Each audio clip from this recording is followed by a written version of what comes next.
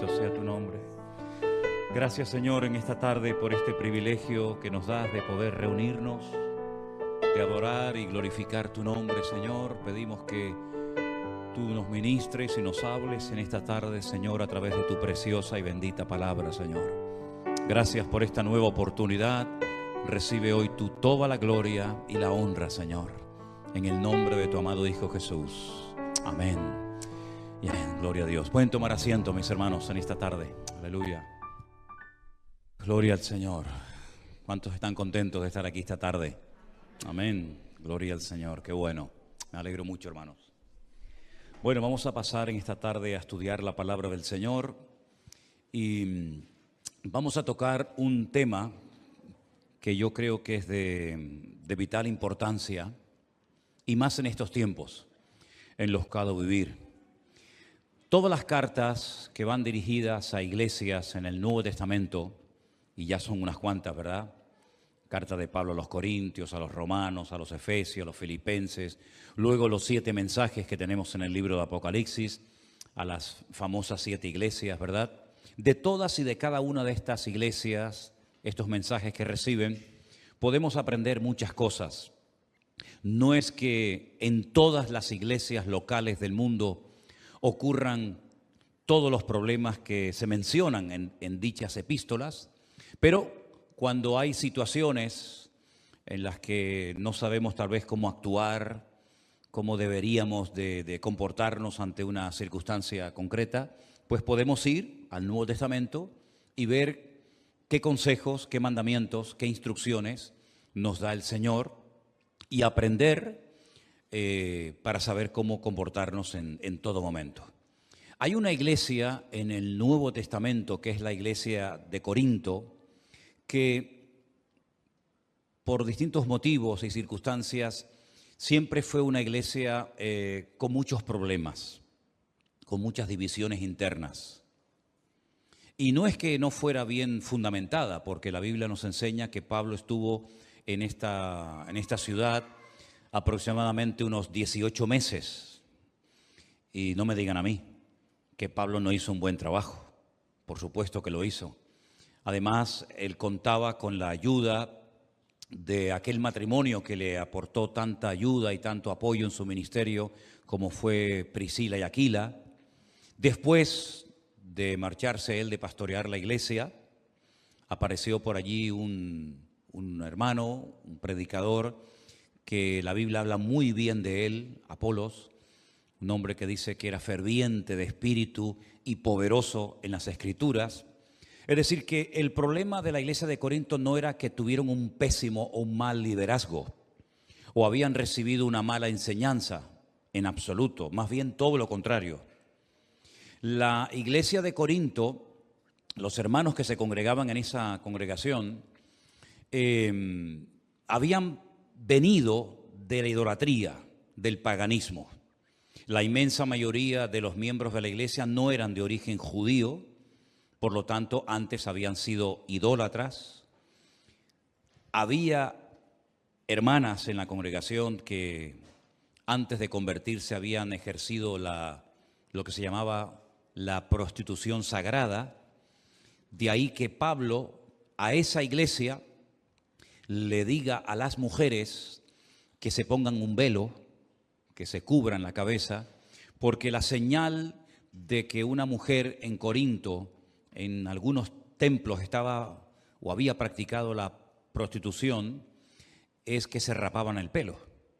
Entonces, cuando estas mujeres se convertían al Señor, pues lógicamente, simplemente mirándolas, todo el mundo podía saber cuál había sido su pasado, y para no avergonzarlas y para que nadie le tuviera por qué recordar lo que estas mujeres habían practicado, Pablo le dice solamente a la iglesia de Corinto, no se lo dice a todas las mujeres de todas las iglesias de la época, sino solamente a esa iglesia, por lo que les estoy contando, que hasta que les crezca el cabello, hasta que tengan el pelo, pues se cubran, se pongan un velo, y así de esa manera pues nadie se tiene por qué estar fijando ni recordándole a nadie su pasado. Dice, pero una vez que le haya crecido el cabello, el pelo, pues la Biblia dice que en lugar de velo a la mujer se le dio el pelo.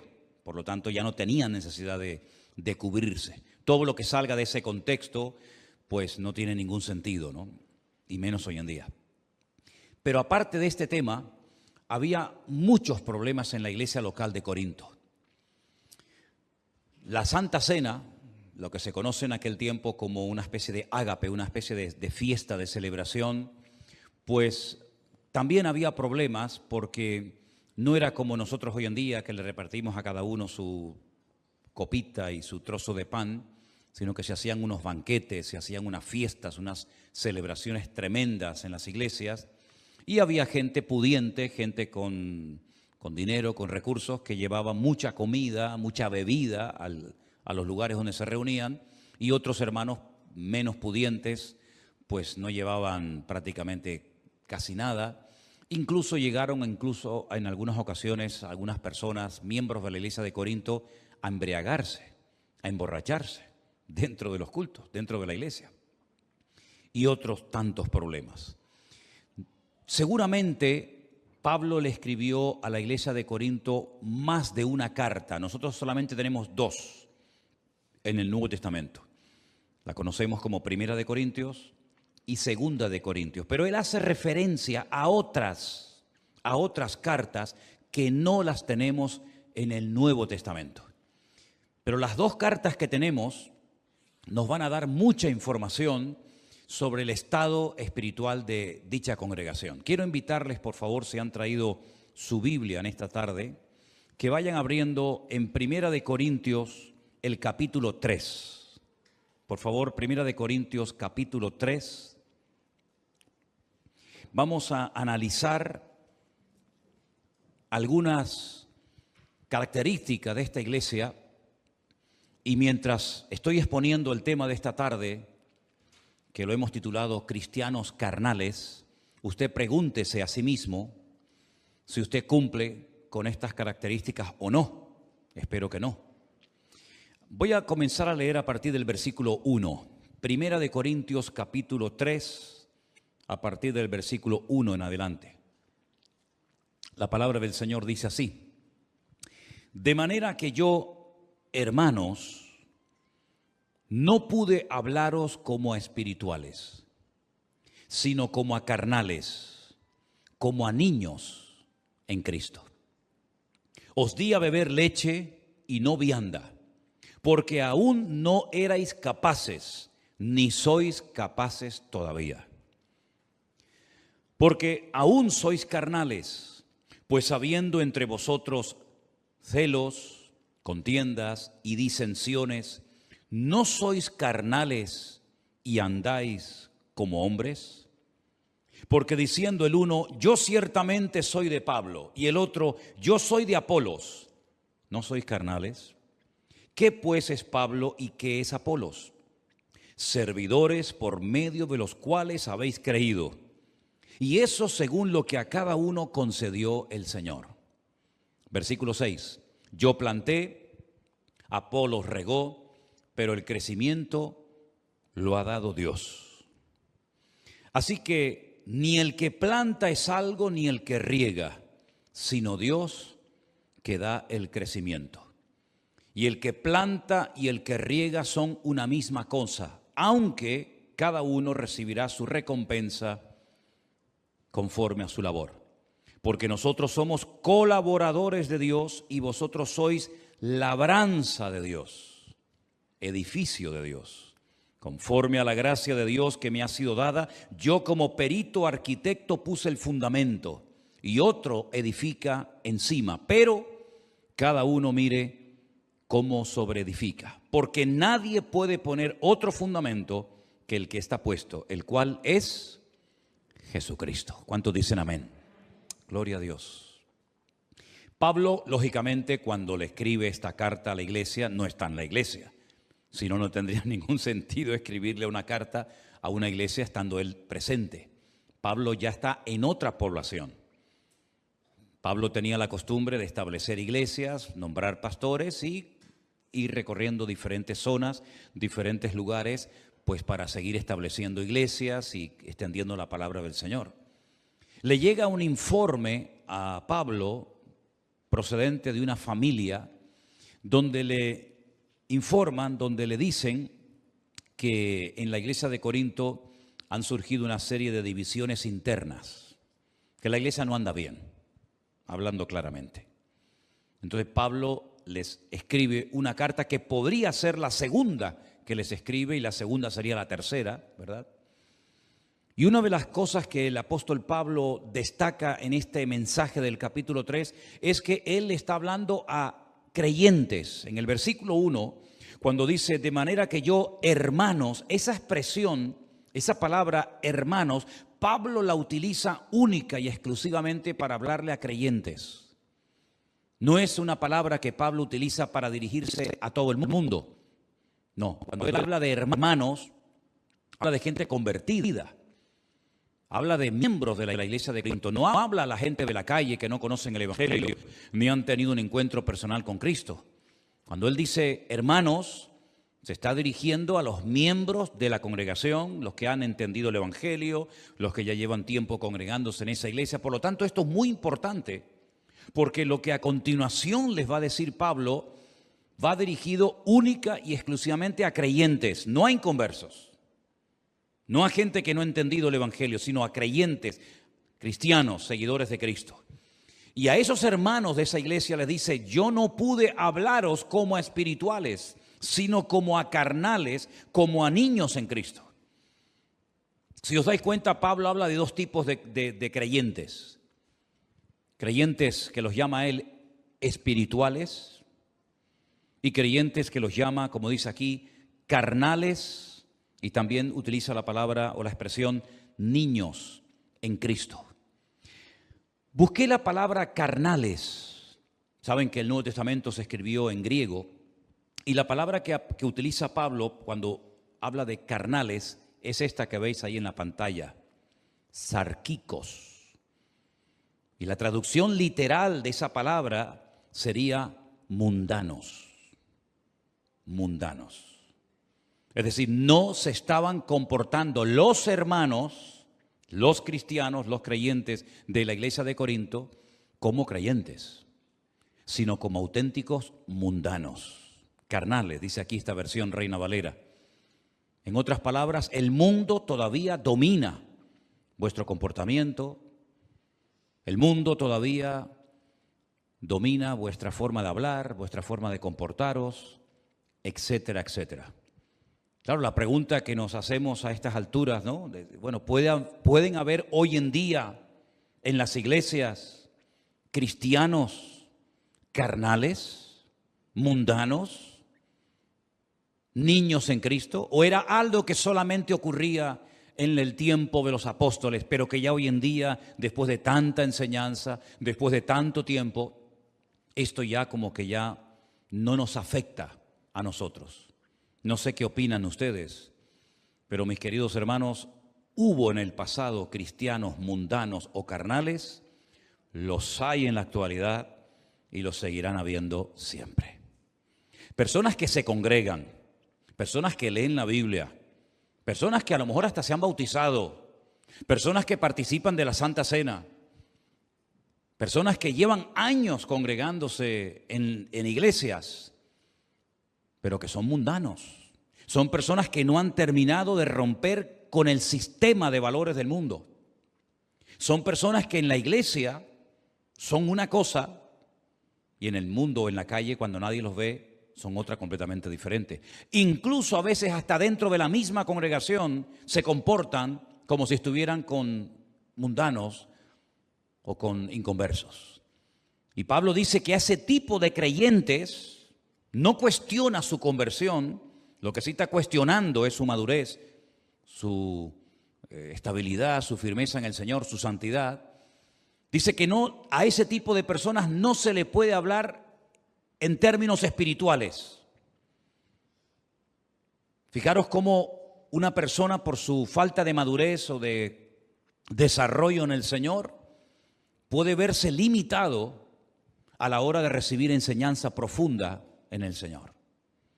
A Pablo estoy convencido de que le hubiera gustado muchísimo hablarle mucho más profundo, darle una enseñanza mucho más profunda a los hermanos de Corinto, pero dice, no pude hablaros como espirituales, sino como a carnales, como a niños en Cristo.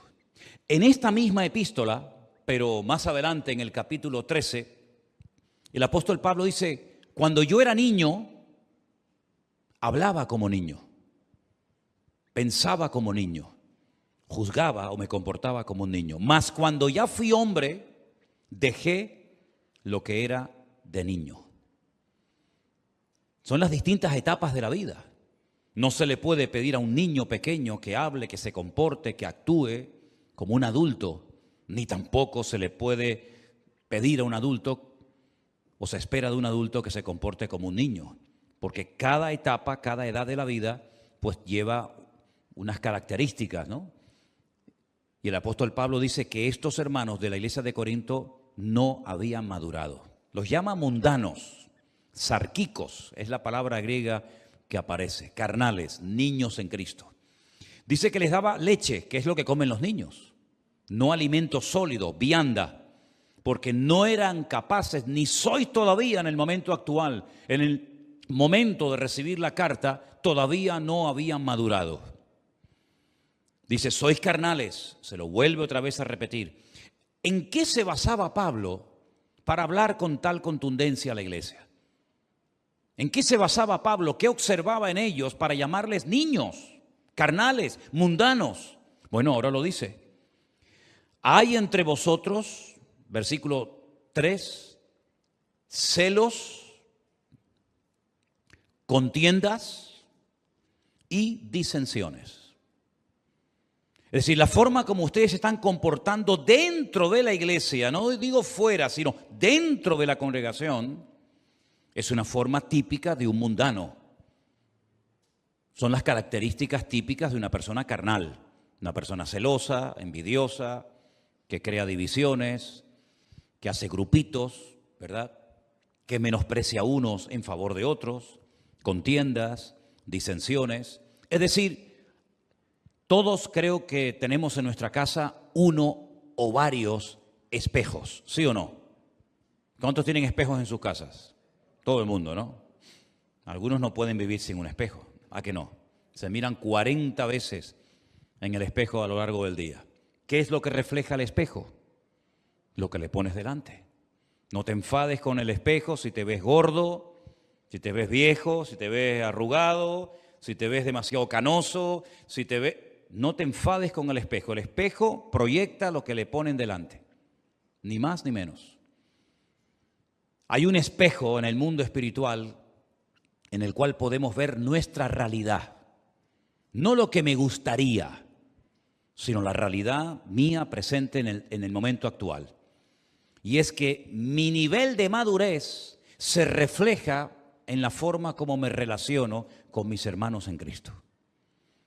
Es decir, si tú eres una persona que busca la paz, que no eres celoso, que no eres envidioso, que no te sientes siempre ofendido, una persona que no crea divisiones, ni chismorreos, ni críticas, pues estás demostrando que has entendido lo que es el Evangelio y moverte en paz y en armonía en el cuerpo de Cristo. Si por el contrario reaccionas como estos hermanos de Corinto, de una forma carnal, mundana, hablando mal, pensando mal, criticando, juzgando, cuestionando, etc., entonces es el espejo en el que te puedes ver a ti mismo y te puedes ver reflejado y demostrarte a ti mismo de que tal vez lleves mucho tiempo en la iglesia, tal vez lleves mucho tiempo leyendo la Biblia y sepas mucho de la Biblia, pero como persona, como creyente, tú no has madurado, no has crecido, no te has desarrollado, te has quedado estancado en ese nivel de niño y te comportas como un niño. Te comportas como un niño, hablas como un niño, piensas como un niño, reaccionas como un niño, y todo eso es la evidencia más que clara de que no ha habido madurez, desarrollo en tu vida. Hay otra carta muy bonita y muy interesante que seguramente ustedes la han leído en otras ocasiones, que es la carta a los Hebreos. Conocéis la carta a Hebreos, ¿verdad? No se sabe exactamente quién la escribió, hay muchas opiniones, eso es lo de menos. Pero hay una parte en esa carta en la que el autor dice, debiendo ser ya maestros. Un maestro es una persona que enseña, Un maestro es una persona que tiene algo que compartir y enseñar a los demás. Dice, debiendo ser ya maestros después de tanto tiempo, todavía tenéis necesidad de leche y no de alimento sólido, porque sois inexpertos en la palabra de Dios. Fijaros que no solamente era un problema de los corintios, era también un problema de los gálatas, y un problema de los tesalonicenses, y un problema de los romanos, y un problema que ha habido siempre a lo largo de la historia. Iglesias, creyentes que no crecen, que se quedan raquíticos, anoréxicos, espiritualmente hablando, y que pasa el tiempo, pero están siempre igual o peor. Y esta es la triste realidad de la iglesia de Corinto.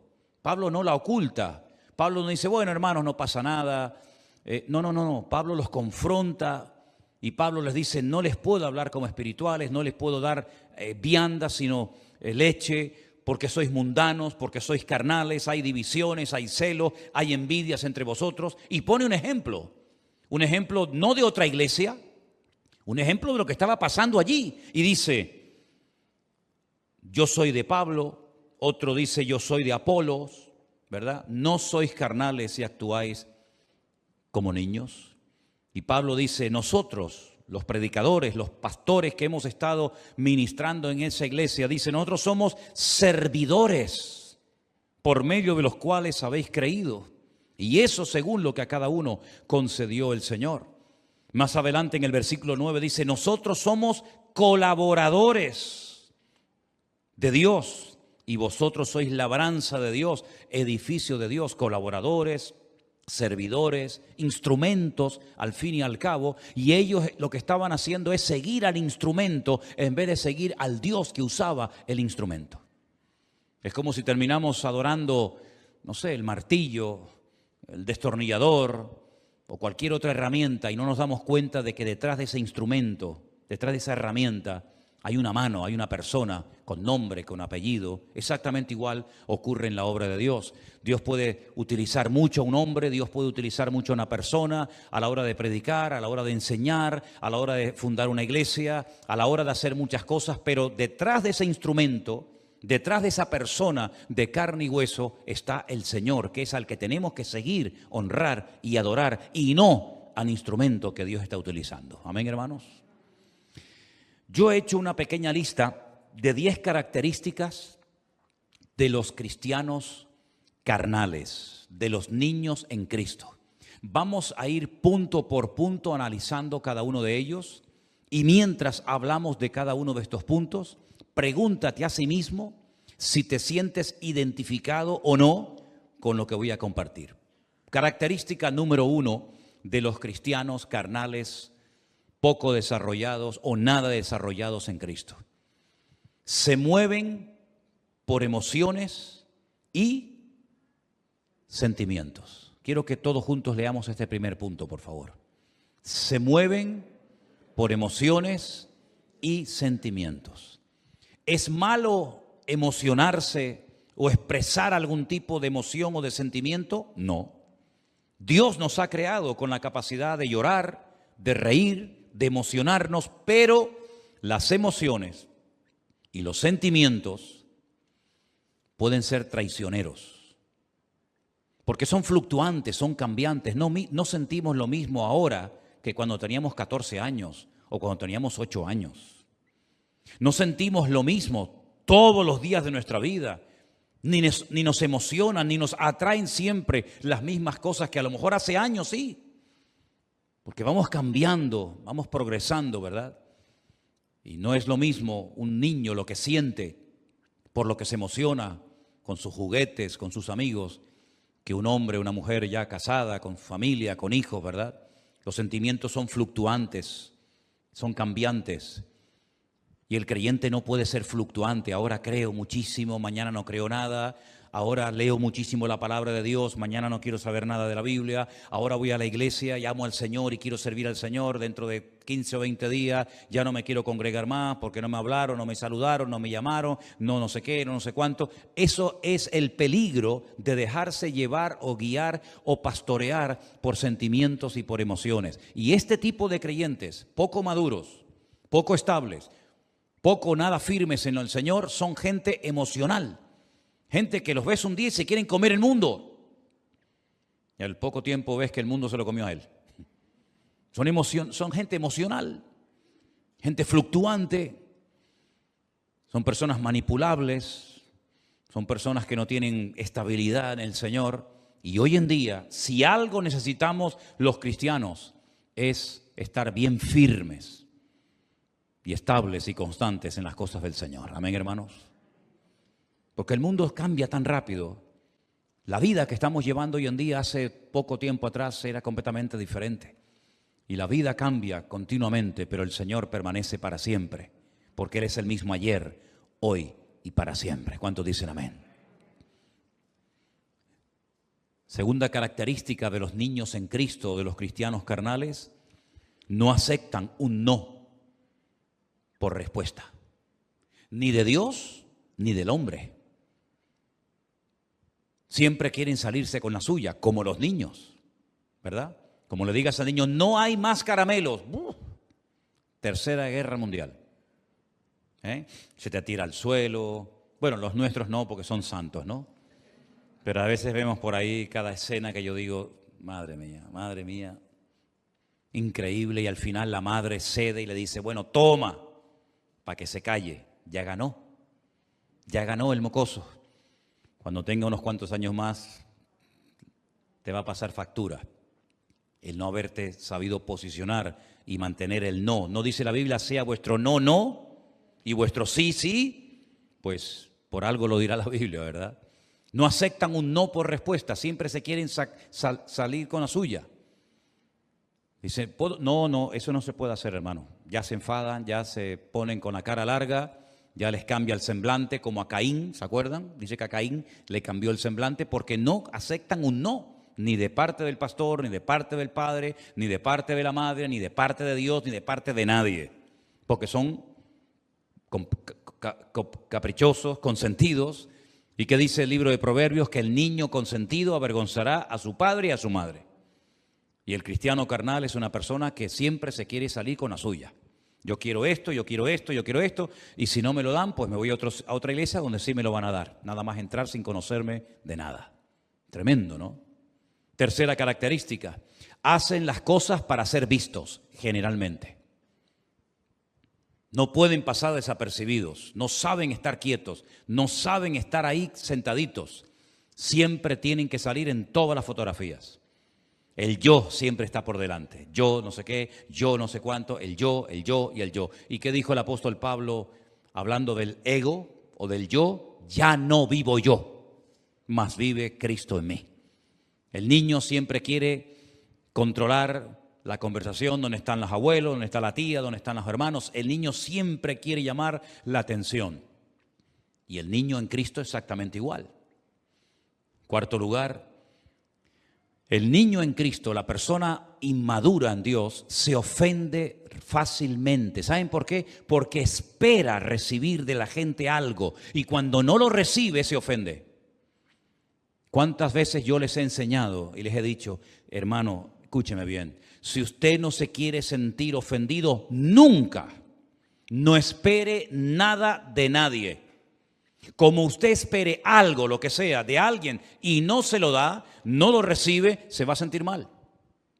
No espere nada de nadie, pero de Dios espere lo que el Señor tenga preparado para usted.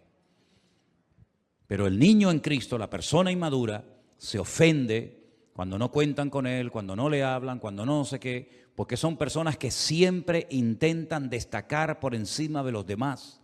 No saben pasar desapercibidos y cuando se les dice que esperen o que oren o que busquen al Señor y que no se precipiten, que no actúen precipitadamente por impulsos, por emociones o sentimientos, se ofenden. Algo que también hemos leído en esta tarde, punto número 5, es que son celosos. Usted no es celoso, ¿verdad? ¿Usted es celoso? ¿Es celosa usted? Los cristianos no tenemos que ser celosos. Si Dios usa a este hermano más que a mí, yo me voy a gozar de que el Señor esté usando a mi hermano más que a mí.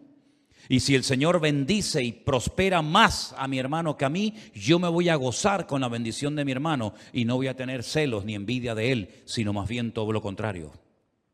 Pero son celosos porque tienen miedo a perder su posición, tienen miedo a perder su sitio.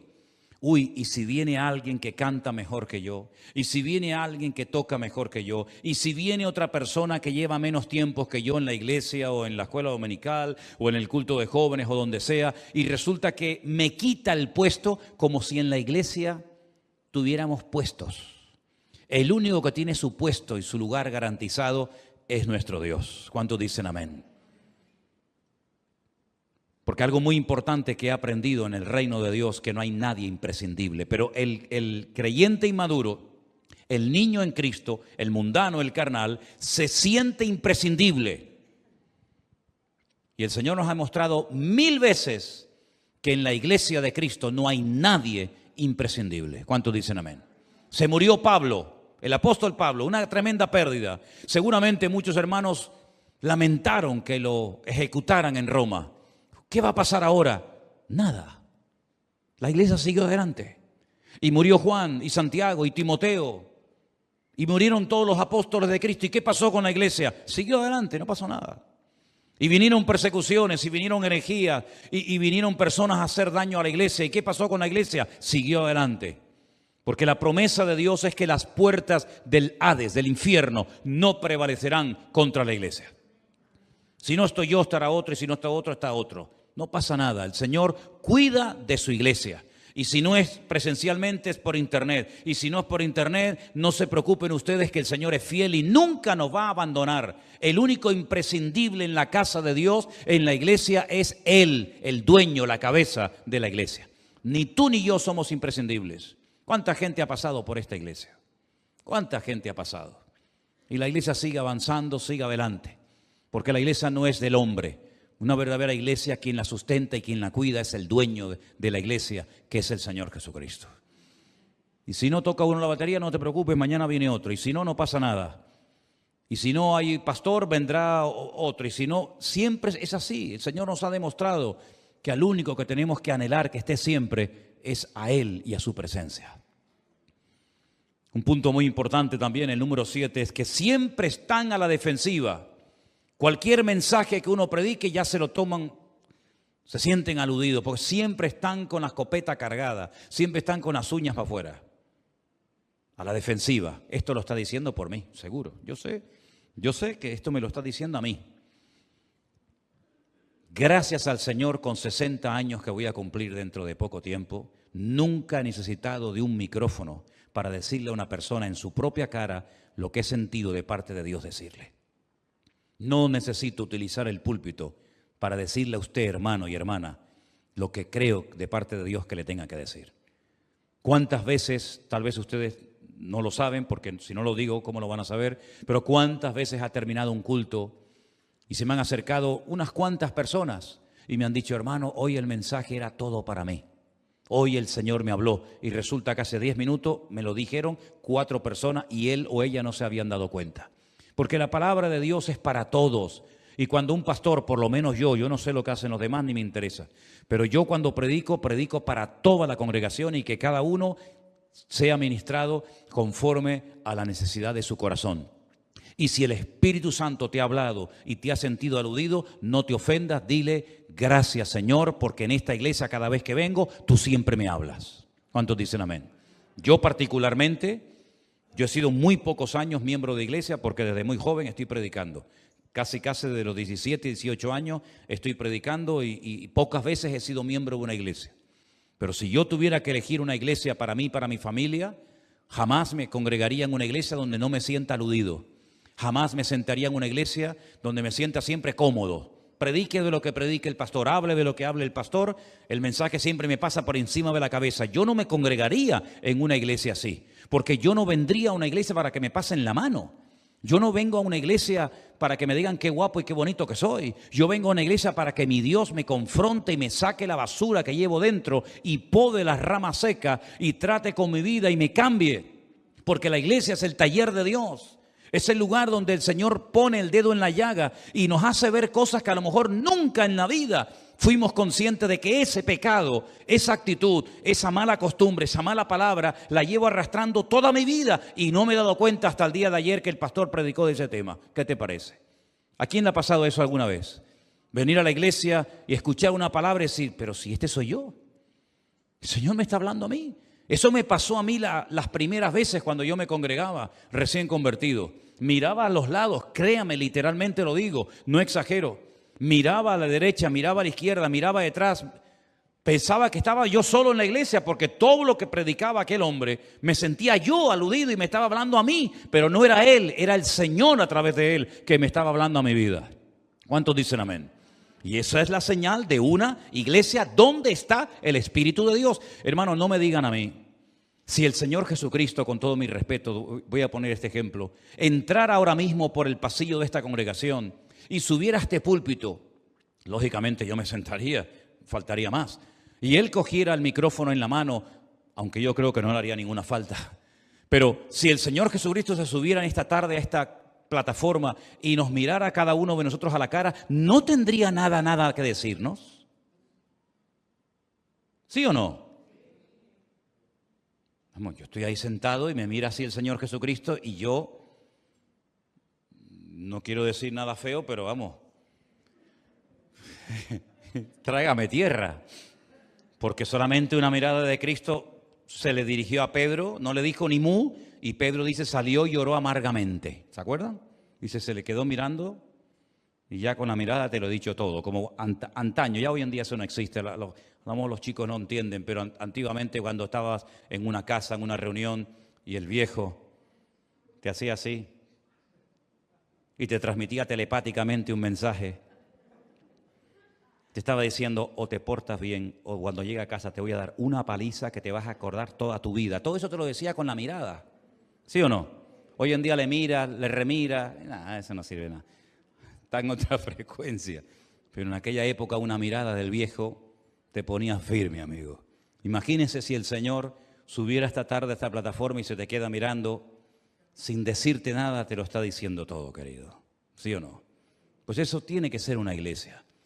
No como aquellos que decían, nos hemos enriquecido, no tenemos necesidad de nada.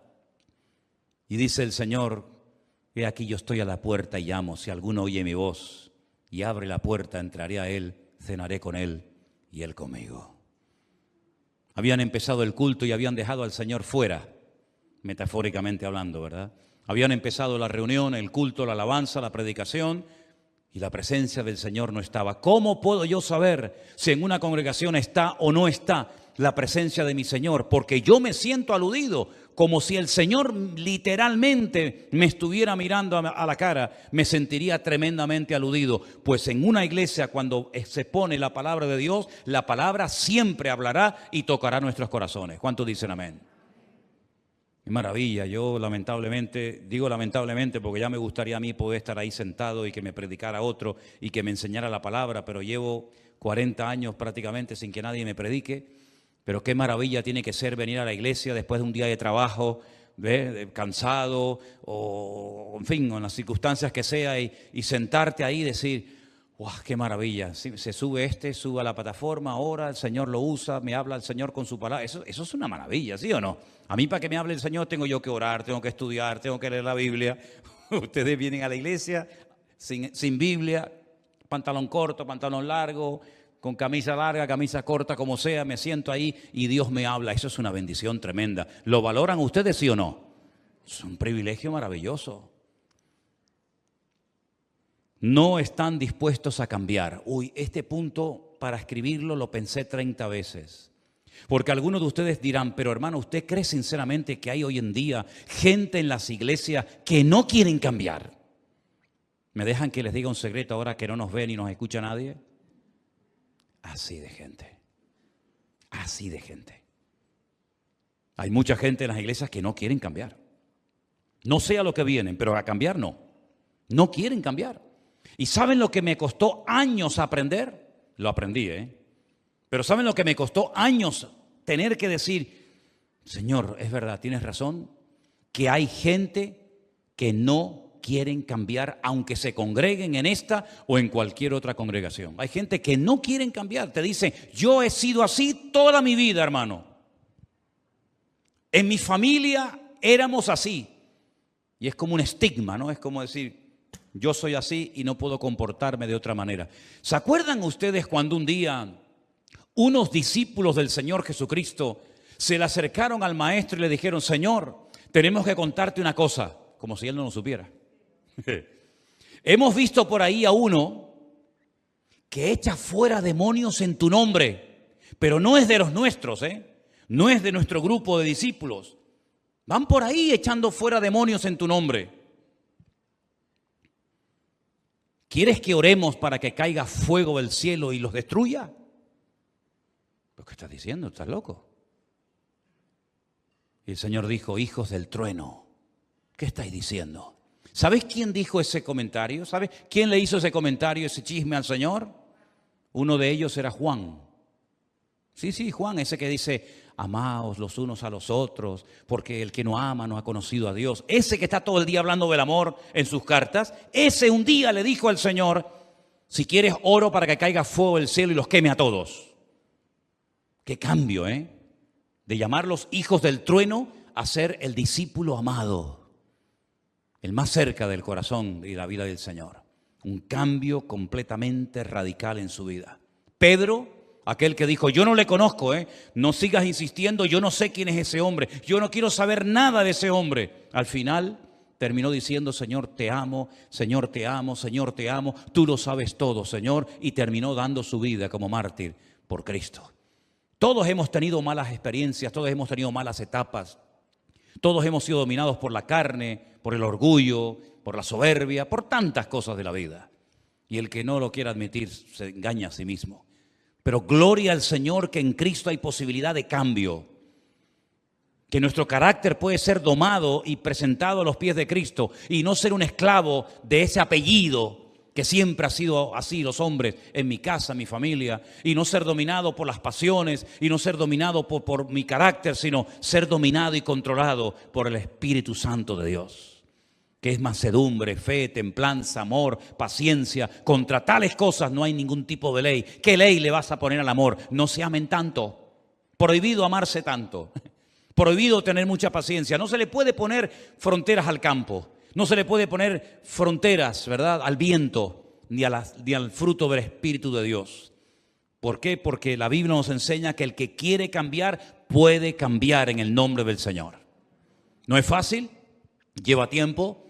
Pero si queremos cambiar, Dios tratará con nuestra vida y nos cambiará. Pero los carnales, los que se acostumbran a ser cristianos mundanos, dominados por el mundo, por las pasiones del mundo, por las modas del mundo, por el estilo de vida del mundo, pues no quieren cambiar, porque si quisieran cambiar ya habrían cambiado. Número 9. Condenan a los demás para justificarse a sí mismos. ¿Conocen gente así? Esto se llama en psicología proyección. Esto es muy típico en los niños. Mira, precisamente en los niños. Estamos hablando de niños, ¿no? Estamos hablando de niños en Cristo. ¿Quién pintó la pared? A ver, ¿quién pintó la pared aquí? ¿Quién hizo ese dibujo? Y te dice el niño, yo no. ¿Quién fue? Él. Y vas a él y ¿quién fue? No, él. Les da miedo decir, fui yo pinté la pared. Proyectamos en el otro, ¿verdad?, por miedo a reconocer que fui yo el que pinté la pared, el que dije esto o hice aquello. Y el cristiano carnal, el niño en Cristo, es la persona que dice, hay peores en la iglesia que yo. ¿Conocen gente así? Bueno, fumar tampoco es tan grave. Criticar es peor que fumar. O fumar es... Digo fumar como puedo decir cualquier cosa. Parece que siempre el fumador es el peor pecador del mundo, ¿no? Y después está uno que critica y como no se ve. Pero hermanos, reconozcamos las cosas. Que no nos cueste reconocer, decir, sí, mira, yo lo hice. Sí, perdona, fui yo, ¿qué quiere?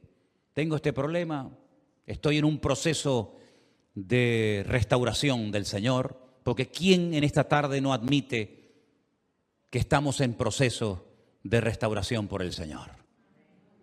¿No dice la Biblia en el libro de los Hechos que antes de que Él venga restaurará todas las cosas? Todos estamos en un proceso de restauración. Me acuerdo que hace años, cuando yo me convertí con los misioneros norteamericanos, traían de vez en cuando grupos de jóvenes. Claro, yo en aquellos tiempos era muy sarquicos. A ver, ponme sarquicos. ¿Qué era sarquicos? Mundano. Yo era muy sarquico, muy sarquico.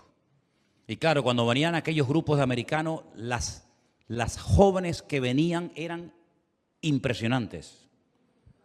Impresionantes. Y claro, nosotros como éramos en aquella época muy sarquicos, queríamos ir a evangelizar siempre con las americanas que venían, ¿no? Aprendíamos 4 palabras en inglés para saber cómo comunicarnos. Pero ¿saben qué, mis queridos hermanos? En aquellos tiempos se nos decía, ustedes no pueden salir a evangelizar con las chicas que vienen de Estados Unidos. Y nos daba una rabia.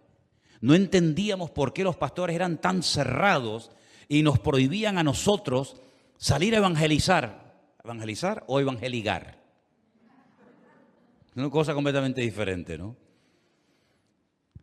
Miren, hermanos, Dios quiere cambiarnos a todos y a cada uno de nosotros. Y aquellos jóvenes traían una especie de placa que de vez en cuando te hacían así, te la enseñaban. ¿Y saben lo que decía en aquella placa? Me quedó el recuerdo. Ten paciencia conmigo, estoy en proceso de restauración por el Señor. Y es que es verdad, hermanos. Nuestra vida está constantemente cambiando. Dicen que cada 7 años, en cuanto a células y todo el organismo del cuerpo, dicen que cada 7 años tenemos un cuerpo nuevo. Pues no sé, algunos se lo habrán dado de segunda mano porque, ¿no? Si cada 7 años tenemos un cuerpo nuevo, no sé por qué hay algunas cosas que ya no funcionan como funcionaban antes, ¿no?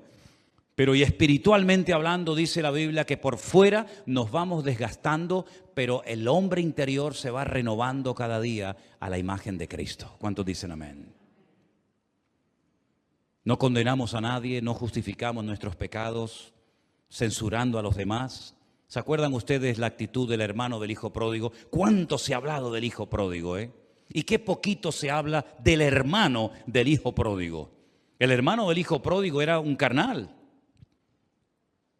Era un envidioso que en vez de alegrarse con el retorno al hogar de su hermano, se enfada y dice, ¿esta fiesta qué es? No, es que hay una fiesta porque tu hermano ha regresado y no quiere entrar a la fiesta, ni come ni deja comer. ¿Verdad? Están siempre enfadados con ellos, con el mundo, con todo el mundo está enfadado siempre el cristiano carnal. Todo está mal menos él. Y tiene que salir el padre afuera y decirle, pero hijo, entra, que tu hermano había muerto y ahora está vivo. Y le dice, este es tu hijo. ¿Cómo que este es tu hijo? ¿Qué forma de hablar es esa, hombre? Este es tu hijo, no, este es tu hermano, que tú también eres hijo mío. Porque vivió siempre en esa amargura, en ese no querer cambiar, aunque era como esa mosquita muerta que no habla pero las mata callando, ¿no? Dice el refrán. No justificamos nuestros pecados condenándonos a otro y finalmente las personas que son niños en Cristo, fluctuantes, inmaduras, carnales, son inseguros, inconstantes y poco fiables. Porque hoy te dicen una cosa y mañana te dicen otra. Porque hoy quieren una cosa y mañana eso ya lo odian y quieren otra.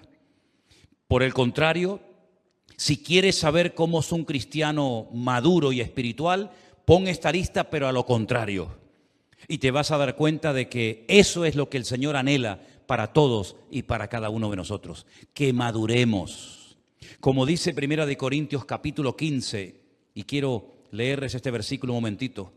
1 Corintios capítulo 15, versículo 58. Si pueden, hagan un esfuerzo y apréndanse este versículo de memoria. Fue uno de los primeros que yo aprendí hace mucho tiempo atrás. Así que, hermanos míos, estad firmes y constantes, creciendo en la obra del Señor siempre, sabiendo que vuestro trabajo en el Señor no es en vano. Vamos a decirlo todos juntos, por favor. Así que, hermanos míos, estad firmes y constantes creciendo en la obra del Señor siempre, sabiendo que vuestro trabajo en el Señor no es en vano. ¿Cuántos dicen amén? ¿Usted quiere ser un cristiano ¿Carnal, mundano o quieres ser un cristiano maduro? Maduro, firme en el Señor. Pues, así que, hermanos, os ruego por las misericordias de Dios que presentéis vuestros cuerpos en sacrificio vivo, santo, agradable a Dios, que es vuestro culto racional. No os conforméis a este siglo, sino transformaos por medio de la renovación de vuestro entendimiento, para que podáis comprobar cuál es la buena voluntad de Dios, agradable y perfecta. Es una entrega total cada día al Señor.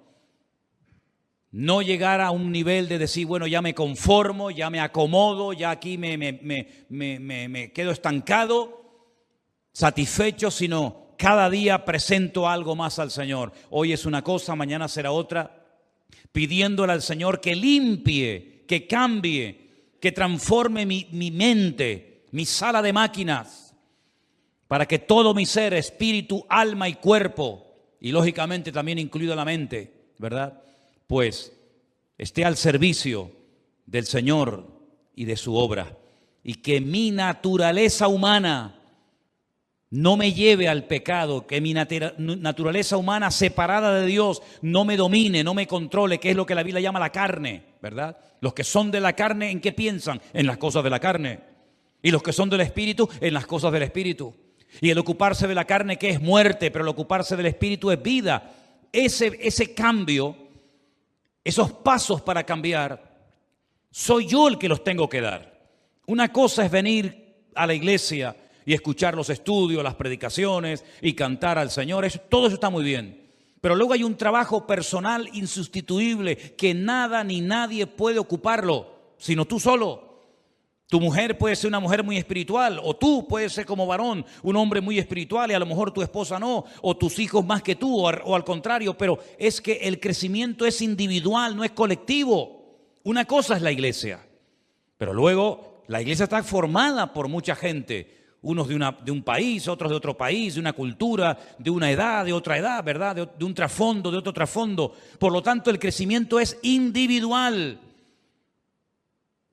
Y para poder crecer, uno tiene que anhelar querer crecer. Y tienes que poner la mirada única y exclusivamente en el Señor. Y correr con paciencia, no querer cambiar en 3 días, porque te estarías engañando a ti misma. Si quieres mañana ser la mujer más madura y espiritual de Canarias, eso no funciona así.